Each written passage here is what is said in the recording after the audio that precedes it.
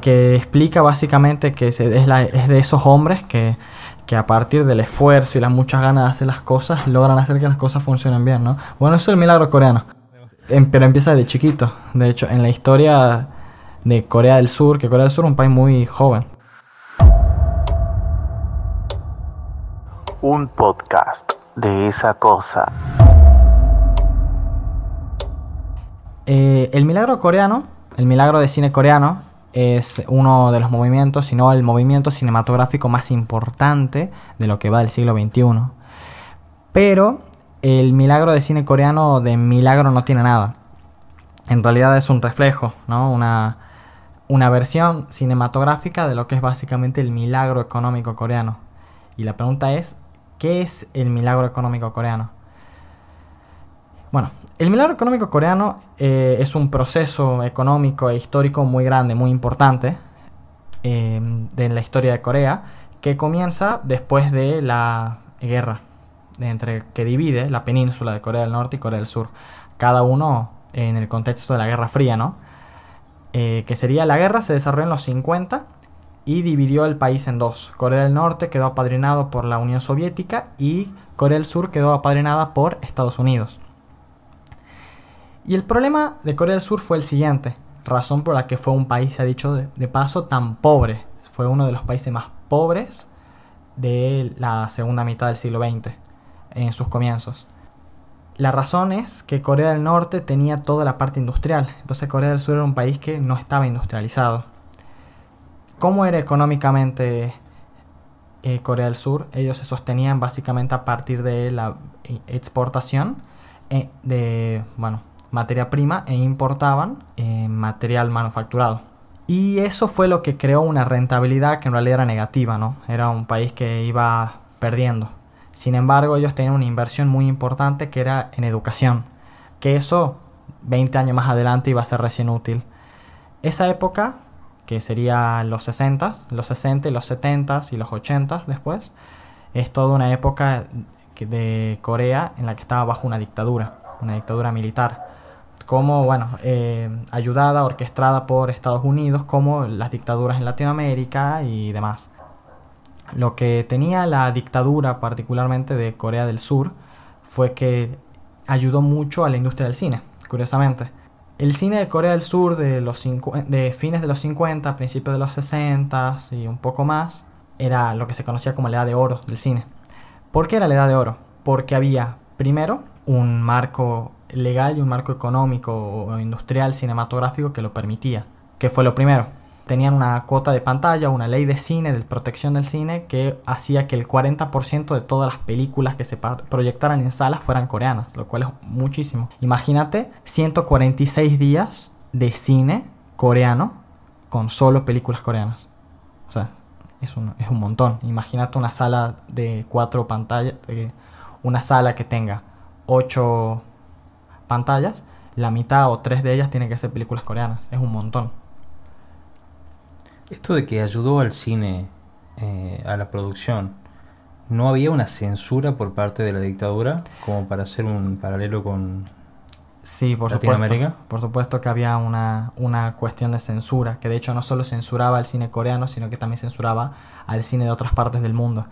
Razón en parte por la que un país como Estados Unidos pegó un grito en el cielo al ver que no podían meter el cine en Corea, primero porque no daba el espacio de las pantallas en primer lugar, y segundo porque las películas eran censuradas. En cambio el cine coreano ya salía censurado, entonces eran películas que se planteaban alrededor de ese reglamento que planteaba el dictador Park Chung-hee. Ahora bien, pero no era un cine de evasión. Es como cine de género, así que Ajá. sí, digamos que sí tenía como cierta idea como de evasión de masas. No obstante, era un cine que de todas maneras, si vos buscas buenos ejemplos como The Housemaid de 1960, vos te das cuenta que logran esconder o logran introducir un poquito de crítica social, de crítica política, o bueno, más bien tratar temas oscuros o temas difíciles dentro de los marcos estos genéricos de los que estamos hablando. De todas maneras, en un espacio donde había mucho cine coreano que sí era creado en pos del entretenimiento, pero también de la creación cultural, porque si no tampoco sería necesaria una cuota de pantalla. Y encima los coreanos lo consumían, y lo consumían mucho. Eso es como una cosa común en realidad, que siempre los coreanos terminan consumiendo mucho cine coreano. Así que bueno, y también en esta época, que era la que te estaba contando del desarrollo económico, hay un fenómeno económico particular que tiene Corea del Sur que lo separa de otras economías del mundo, que es lo que se llama las chaebol. Las chaebol es básicamente un conglomerado empresarial económico que básicamente es una empresa con muchas subsidiarias pequeñas que se encargan de muchos rubros diferentes. Por eso en un país como Corea, que solo tiene 5 o 6 grandes empresas, está Samsung. ¿Qué tiene? Samsung te vende teléfonos, te vende seguros de vida, te vende autos, te vende ropa, por poco te vende comida Samsung. Y es la marca más importante de Corea. Lo único que no hacía era entretenimiento, o lo hacía como muy por debajo. Curiosamente, todos hemos visto películas, aunque no lo crean, que vienen técnicamente de Samsung. Porque Samsung tiene una subsidiaria de entretenimiento que se llama CG Entertainment. ¿Y ustedes saben cuál es la empresa de CG Entertainment? Es la empresa de Parasite. Es la empresa de Memories of Murder, de Old Boy. Esas películas igual ya son cuando la empresa se separó, ¿no? Porque la empresa se separó en los 90, se separó en el 95, 96 y recién empezó a hacer películas que no son de Samsung como tal. Pero antes hacía películas que eran para Samsung. Esto es una cosa, bueno, nos estamos adelantando un poquito igual, pero tiene que ver con esto, que es que después de la caída de la dictadura, en 1988, hay 2 películas muy buenas que muestran un poquito el desarrollo de la dictadura, que son, la primera de ellas es una película llamada 1987, del año 2017. Es una película que trata sobre la caída del último dictador, que muestra en realidad la parte de las torturas, de las desapariciones y demás. Es una película bastante dura, bastante larga y bastante buena también. Y la otra película que yo les recomiendo todavía más es sobre la caída del segundo dictador, Choi Kyu-han. Esa segunda dictadura duró un solo año, en 1980, y que es una película fantástica. Es el movimiento de Gwangju, o la masacre estudiantil de Gwangju, que todos podemos ver en la fantástica película A Taxi Driver. 너무 비싸. 자, 3천만 받아. 10만 원? 또 뭔가 하루에 택시비는 10만 원이나 준대? 나이스 미쳐. 렛츠고 광주. 타. 광주 가는 새길 같은 건 없습니까? 거기가 어디입니까? Where are you going? 제시가 영어투가 되잖아. 예. Are you 리포터? 뉴스요, 뉴스. 어째 이렇게 찬이 없어? 귀한 손님 왔는데.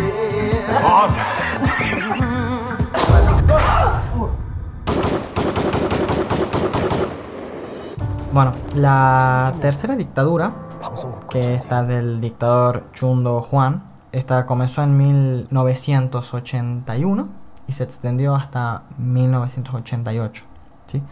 Ya habíamos hablado de una película que más o menos relata un poquito el fin de esa dictadura, pero lo importante entre lo que pasó entre 1981 y el 86, antes de la caída y de los problemas que tiene, es que tiene una política que es un poco diferente a la de los otros dictadores, ¿no? Principalmente Park Chung-hee, que es una política mucho más neoliberal. Se separa un poquito del proteccionismo que antes tenía, no necesariamente cinematográfico, pero sí de, primero, pensando en el cine, la cuestión de la censura. Deja de haber tanta censura, entonces llega un poco más de cine extranjero a Corea del Sur. También se reduce un poco el desarrollo de cine estatal, como el que hacía Kim Ki-jung, ¿sí? En los 60s. Pero también hay un menos control del Estado por parte del desarrollo del cine. Entonces eso permite el nacimiento de los primeros atisbos de cine independiente coreano, ¿no? Y uno de los primeros directores que se destacan haciendo ese cine es Yang Sung-woo. Yang Sung-woo me parece que es una perfecta muestra de una antesala a lo que es el nuevo cine coreano, al milagro cinematográfico coreano. Él es un director que tiene 4 características que cuando te las diga, vos vas a pensar automáticamente en el cine del milagro coreano. La primera de ellas trabaja con género cinematográfico. Es decir, que trabaja con las convenciones propias de todos y de cada uno de los géneros. Por ejemplo, el melodrama, en una película como Un pequeño amorío de 1989, 1990 quizá.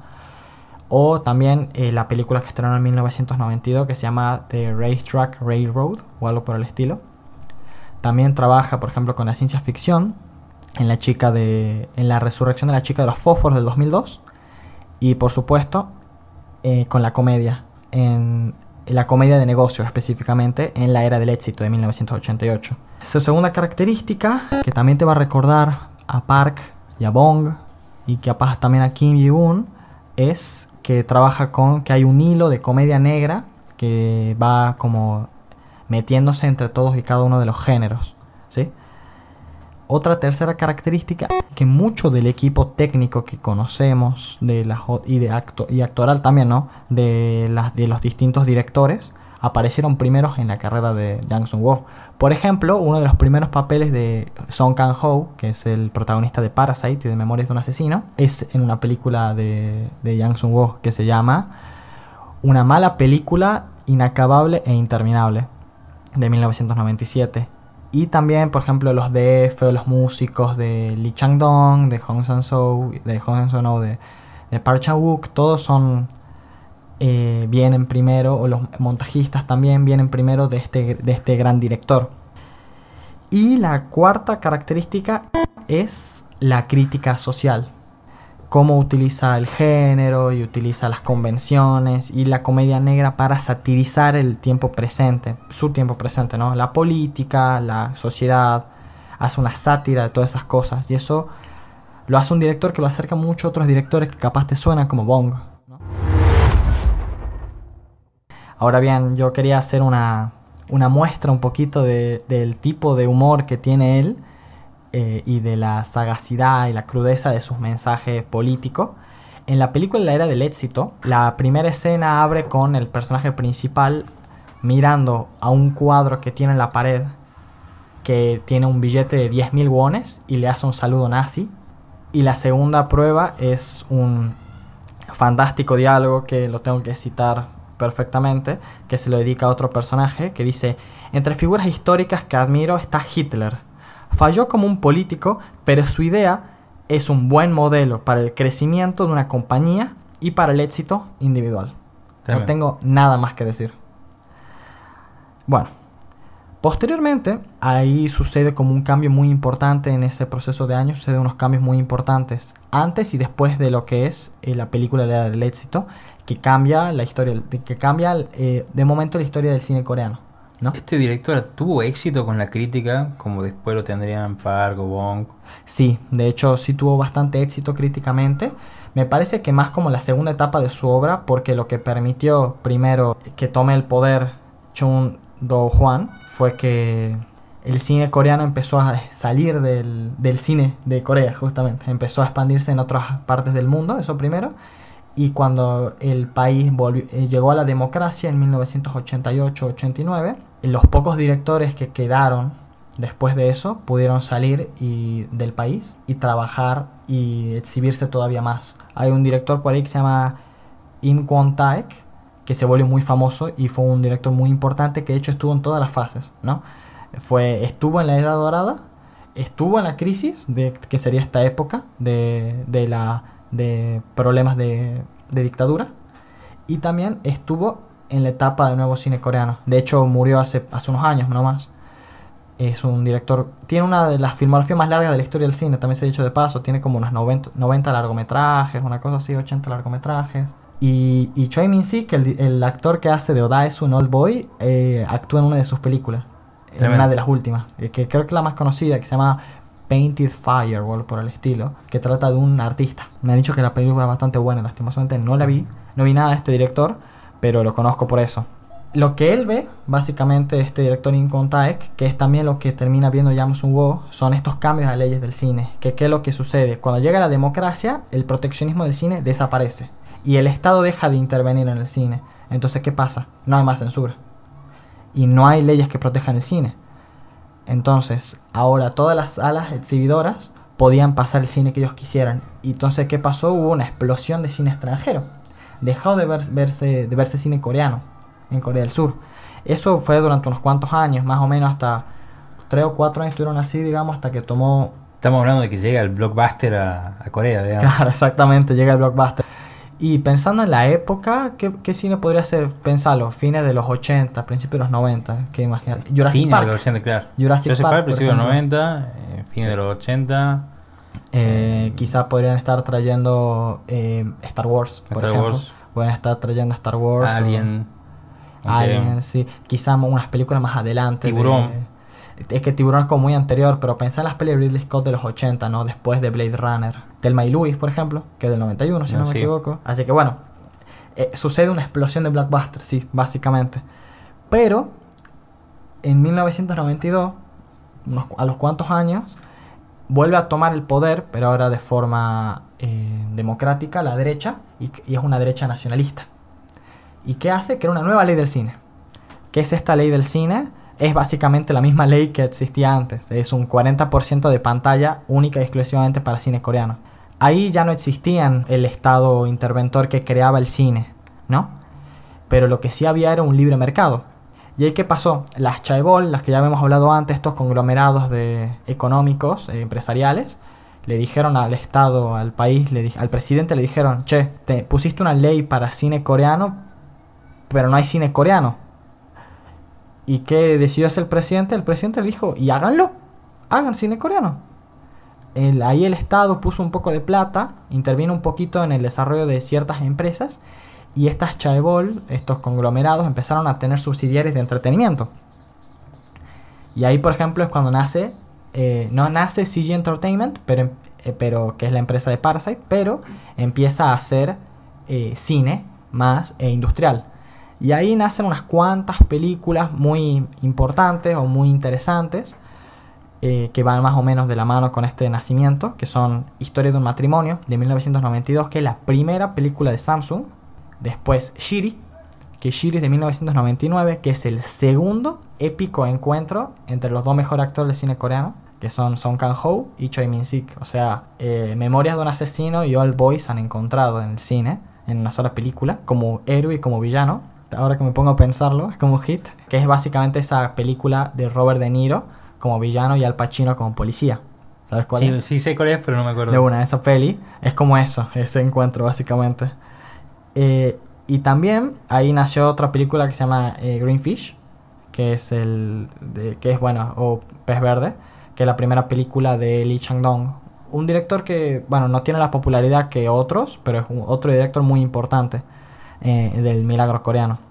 Ahora bien, a mí me gustaría hacer como una pequeña digresión para recalcar la diferencia que tiene en este sentido la política cinematográfica de Corea del Sur en relación a Argentina, ¿no? El problema radica básicamente en que no es precisamente lo mismo tener un ente autárquico que tenga la capacidad de subsidiar el desarrollo industrial del cine, que una empresa, como sucedió en Corea del Sur, que decida subsidiar a las empresas para que las empresas hagan cine comercial como ellos quisieran hacerlo. Ellos crearon una especie de libre mercado, pero que estaba al mismo tiempo protegido por el Estado, ¿sí? Ahí está la diferencia quizá en que es cine comercial. Es cine comercial, sí. Esa es la gran diferencia. Que ponerle que si vos pensás en películas como La Historia Oficial, capaz que no tenían pretensiones comerciales. Claro, sería como algo parecido. Lo que vos estabas explicando tiene que ver con lo siguiente, me parece. Que no hay una infraestructura industrial cinematográfica en Argentina que se parezca a la coreana, porque lo que propuso el cine coreano es reglas de juego que protegían el cine, pero al mismo tiempo lo instaban a ser industrializados. ¿Por qué? Porque la norma del nuevo cine coreano, las leyes cinematográficas de los 90, es el 40% de las películas tienen que ser coreanas. Ahora bien, si el 40% de las películas tienen que ser coreanas, implica que hay muchas salas de cine que tienen que ser ocupadas, y que si hay un montón de empresas que quieren hacer cosas distintas, entonces tienen que competir. ¿Qué sucede en Argentina? No, como tal, no existe esa competencia. Y ese es como lo que separa un poco un lado del otro. No necesariamente implica que la competencia sea buena. Depende de cómo se la lea. En el caso del cine coreano tiene estas particularidades positivas, pero tiene su lado negativo. Por ejemplo, que Corea del Sur es un país donde, al menos en la parte cinematográfica, no hay mucha presencia femenina, por ejemplo. Y me parece que el libre mercado también instó o generó un ambiente que solo permitía eso. Las directoras son más contemporáneas. No existen directoras que tengan la edad de Bong o de Park y que hagan cine con esos presupuestos, en esa cantidad de películas. Eso no existe. De hecho, no existe actualmente tampoco. Existen directoras que hacen películas seguido, pero que no tienen ese presupuesto ni ese apoyo. Eso es un fenómeno más contemporáneo, más nuevo. Digamos, pensar en una película como La Casa del Picaflor de Kim Bora es pensar en 2018. Y antes de eso no había muchas más películas. Pensar en Microambiente del 2017 o en Moving On de 2019. Que son películas que encima quedan en un margen medio como marginado, justamente. Por ejemplo, Moving On es una película que se estrenó en el Festival de Mar del Plata, no en Cannes. Y Park, ¿dónde estrena todas sus películas? Las estrena en Cannes. Desde Old Boy, que siempre las estrena en Cannes, con unas cuantas excepciones, pero sus últimas 2 películas participaron en Cannes y se convirtieron en obras maestras. Y esta mujer hizo una película llamada Moving On, que es una gran película, pero quedó en el margen de... Es una película de un festival más chico, que es el Festival Mar del Plata. Que bueno, no se le puede en realidad tanto comparar con Cannes, lastimosamente. Pero bueno.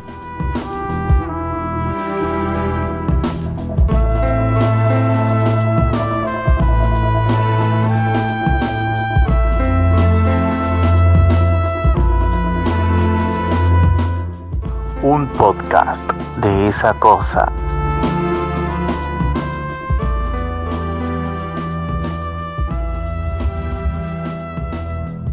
Lo que acaban de escuchar es la música de Old Boy, una de las películas más importantes, sin lugar a dudas, del nuevo cine coreano, del milagro cinematográfico coreano. ¿Tu favorita? Mi favorita, también, sí, una de mis películas preferidas de la historia del cine. Su director es uno de mis directores preferidos de la historia del cine también, que es Park Chan-wook. Park Chan-wook, bueno, él es una persona interesante porque él empezó el cine en los 90, ¿no? Justamente cuando nació la ley del cine, él empezó a hacer películas y no le iba bien, le iba bastante mal. Sus primeras 2 películas le fue bastante mal, y críticamente y económicamente hablando. Posteriormente se dedicó a la crítica, no sé si sabías, se había dedicado a la crítica al cine. Sí.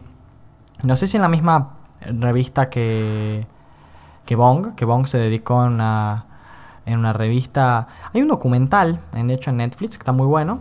El documental se llama Yellow Door 19 Lo-Fi Film Club. Es básicamente una revista de cine que luego empezó a hacer cortometrajes, pero que eran para circular dentro. Y Bong estuvo en esa... Park estuvo en otra. Bong estuvo en esta, que se llama Yellow Door, que te digo. Tuvo 2 números, creo, nomás. Y se hizo un documental sobre eso. Y luego también estuvo Kim. Kim también fue crítico, se ha dicho de paso. En la revista de cine más importante, creo, de Corea del Sur, que se llama Cine 21. Pero me hace pensar que no habíamos hablado de un poco de la formación de estos cineastas. La formación, bueno, la verdad que yo sé que... No sé qué formación tiene Park. Me parece que tiene formación en cine. Kim Ji-woon sé que no tiene formación en cine. Su formación es viendo películas, como la de Kaurismäki. Y Bong empezó estudiando otra cosa. No me acuerdo si sociología o psicología, una de esas 2. Y él, mientras estudiaba, paralelamente tuvo este grupo. Luego entró a la escuela de cine y fue montajista de fiestas de 15 y de matrimonios y demás, de casamientos. Hizo el trabajo que tenía que hacer. Hizo el trabajo que tenía que hacer, sí. Y luego lo que podía hacer. Y Park hacía lo mismo. Park se dedicaba a la crítica de cine. De hecho, fue un buen crítico. Supuestamente muchos artículos muy importantes de cine en Corea que están a nombre de Park. Porque, bueno, Park viene de una genealogía, unos padres y abuelos que eran intelectuales, ¿no? Y de hecho él tiene un hermano que es un artista visual, cinematográfico y demás muy importante, que se llama Park Chan-kyung, que él hace instalaciones, hace videoarte, hace fotos, es un artista multitudinario, ¿viste? Pero un artista plástico. Claro, Park Chan-wook no es tan así, pero sí tiene ese conocimiento, esa intelectualidad, sí se ve mucho en su cine. Me parece que, y en parte un poco se ve en esta película, en esta primera película que lo manda al estrellato, que es Zona de Riesgo, del año 2000, que es una película, bueno, primero es un bombazo a un nivel crítico, la gente la ama, en Corea y en todo el mundo. De hecho, estuvo en la competencia oficial del Festival de Berlín, y fue un bombazo en taquilla.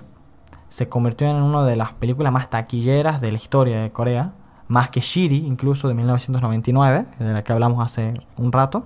Y bueno, se convirtió en todo un fenómeno, Park. Me sorprende que haya sido un éxito en taquilla, porque a mí me pareció primeramente esa película como una crítica profunda y no tanto una película, si se quiere, tan entretenida. Bueno, ¿sabes qué te puedo responder yo a eso? Yo vi esa peli con mi hermano.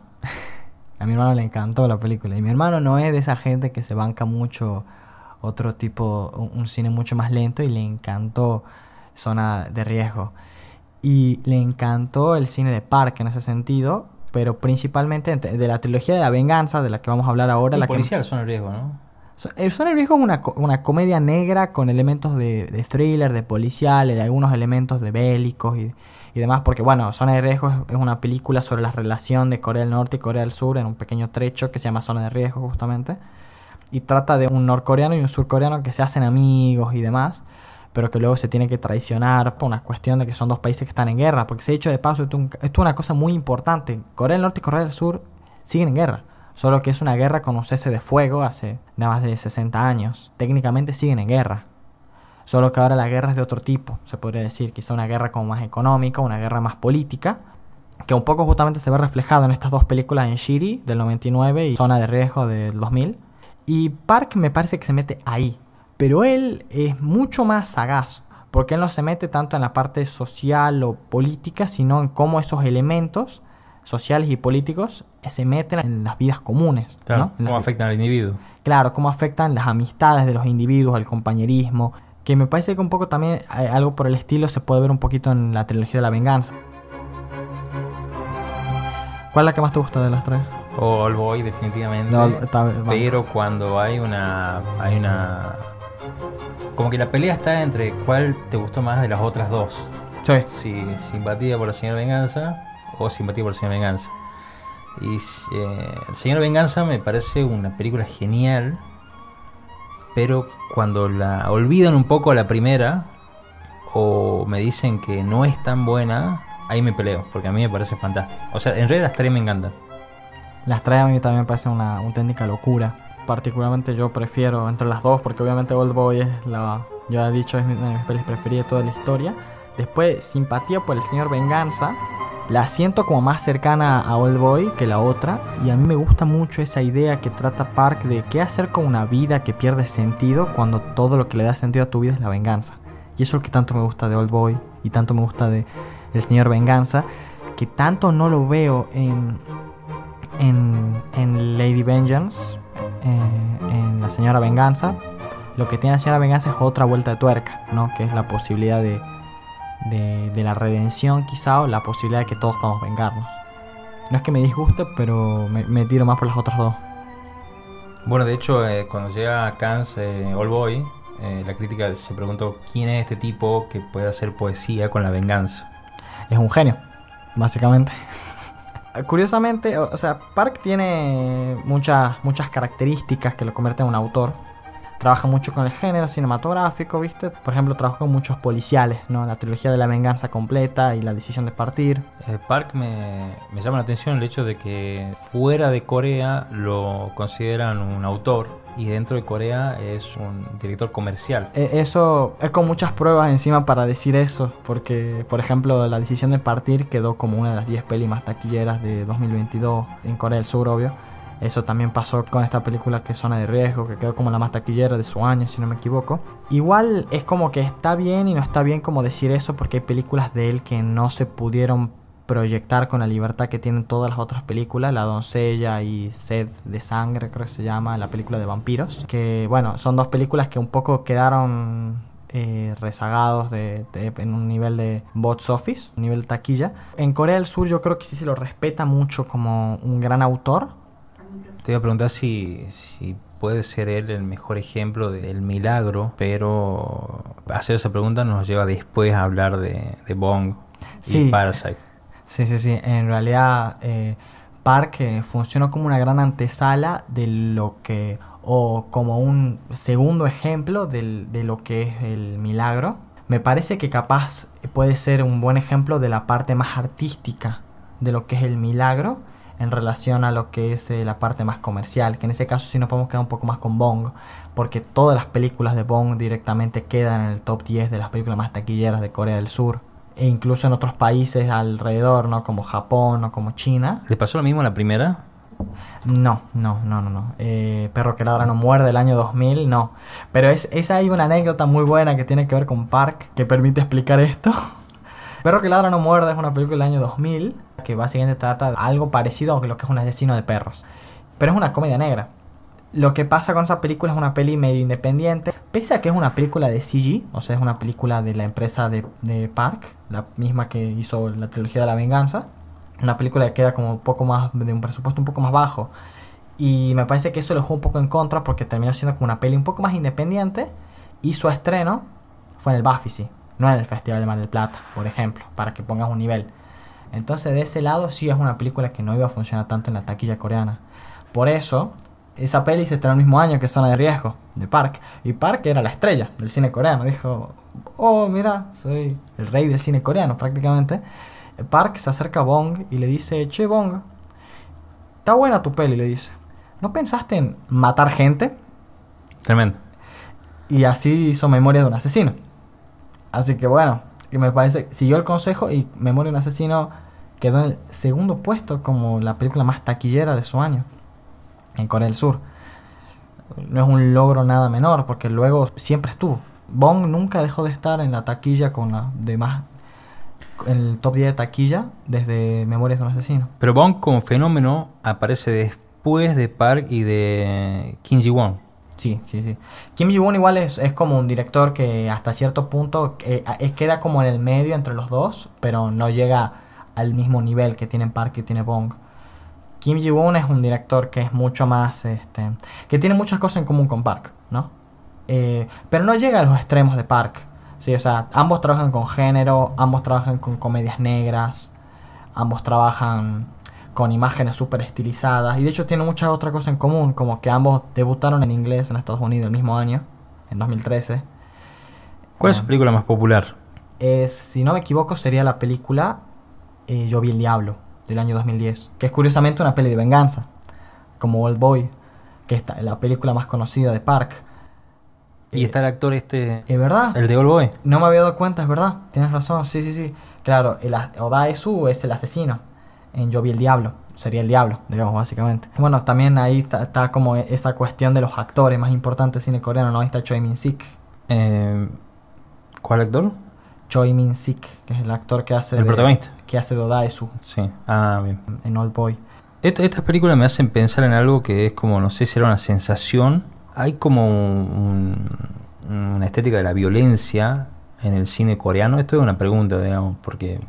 Yo creo que más que si hay como una especie de estética violenta, que encima estos dos directores la tienen, Kim Ji-won y Park Chan-wook particularmente la tienen mucho más que Bong, que en Bong esa violencia la ves más en realidad en películas como Madre o como Memorias de un asesino, y no la ves tanto en las otras. Park Chan-wook la tiene como mucho más, la ves en la trilogía completa, la ves en Sed de Sangre, en La decisión de partir, en La doncella, y Kim Ji-won también en un montón de películas. No creo necesariamente que se haya una estética de la violencia como para crear una especie, ¿viste? de subdivisión cinematográfica como sucede en Europa, que está que se llama cine de la crueldad o cine cruel, que tiene un director como Haneke, como Yorgos Lanthimos o como Ulrich Seidel. Lo que sí creo es que Park y Kim, y también Bong cuando es necesario, lo que tienen es que ellos son esteticistas. Y ser esteticista en algún momento implica quizá llevar a las imágenes al extremo. Y el extremo es generar estas imágenes que son cruentas, que son violentas y que también llaman la atención, se ha dicho de paso.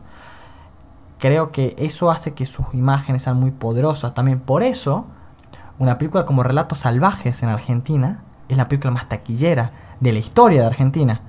¿Y cuál es la segunda más taquillera de la historia de Argentina? Otra película con imágenes muy fuertes, El secreto de sus ojos. 2 de las películas más taquilleras de la historia de Argentina tienen imágenes fuertes. Anteriormente había sido muy taquillera Nazareno Cruz y Lobo, que también tiene imágenes fuertes. ¿Ah, sí? Sí, de Fabio. ¿Está buena la peli? Está buena. Mira, no la vi. Está buena y es bastante cruel. De una. Sí, me parece que en realidad tiene quizá más que ver con eso. Llama la atención de un público adulto y le gusta la película. Y se convirtieron en películas muy taquilleras. Un año muy clave en la historia del cine coreano es el año 2003, ¿no? Y justamente en el año 2003 sale esta película que se llama de Kim Ji-woon, que se llama Historia de dos hermanas, que quedó como la película de horror más taquillera de la historia de Corea, hasta que el propio Kim Ji-woon se lo quitó a sí mismo con Yo vi el diablo, que él quedó en el puesto 1 y 2, pero en ese momento con Historia de dos hermanas quedó como el número 1 y fue una de las 10 películas más taquilleras de Corea ese año, y es una película muy violenta. En Memoria de un asesino también quedó ahí, y Oldboy también fue una película muy taquillera. No llegó al top, pero quedó como una película muy taquillera. Y creo, no sé, vos me dirás, creo que el 2003 es quizá un año muy importante dentro del cine coreano y del milagro cinematográfico coreano como movimiento cinematográfico, como movimiento cultural, ¿no? Primero por estas 3 películas que la rompen. Pensá que una película como Oldboy quedó en segundo puesto en Cannes, quedó en el primer puesto en el Festival de Sitges, llevándose ese premio y mejor dirección. Y Memoria de un asesino se estrenó en San Sebastián, se llevó premio a mejor dirección. Quedaron como las pelis más taquilleras. Y se estrenaron un montón de otras películas muy buenas y muy importantes dentro de la historia del cine de Corea, como Salvar el planeta verde, del director Jang Jong-hwan. Esa peli, para que vos veas la relevancia que esa película tiene, Yorgos Lanthimos, director de Pobres Criaturas, La Favorita, le va a hacer un remake en inglés. Tremendo. Así de importante es. Y bueno, después tuvo otras pelis, hay otras pelis como importantes ese año, como Oseam, que no sé cómo se pronuncia en coreano, que ganó en el festival de animación más importante del mundo, y la obra maestra de Kim Ki-duk, un director más de arte, ¿no? Que se llama Primavera, Verano, Otoño, Invierno, Primavera de vuelta. Y bueno, se convierte en ese sentido, 2003 debe ser el año más importante, al menos por ahora, o sea, en ese entonces, del nuevo cine coreano. No sé qué opinas vos. Para mí me hace pensar que películas como Yo vi el diablo o Memorias de un asesino, yo las encontré después del fenómeno Parasite. En cambio, Oldboy es una película con la que me encontré antes. Como que sí había tenido cierta llegada distinta. Creo que por esos años estaba Oldboy y después también había visto The Host de Bong, sin que acá fuera reconocido como Bong. O sea, si bien capaz que en el ambiente de festivales y todo eso estaba reconocido, pero de manera más popular, no era tan reconocido Bong. Pero sí llegaban películas como The Host. Y Memoria la encontré después y se convirtió en mi película favorita de Bong. Bueno. Que yo siempre digo que, cuando lo recomiendo, digo que Memoria es como El secreto de sus ojos, pero mejor. Ah, ¿así la vende? Así la vendo yo. Está bueno. Si te gustó El secreto de sus ojos, esta es mejor. Me gusta. Pero siempre que la quiero vender corro el riesgo de spoilear, así que no lo voy a hacer. Claro.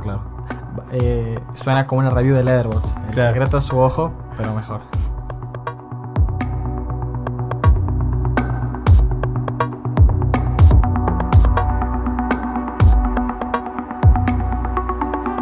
Idea, diseño, edición y producción, Lucía Belén Romano. Coproducción y realización, Agustín Argañarás. Guión y conducción, Ignacio Ortiz. Con la participación de Mateo Ezequiel Torres.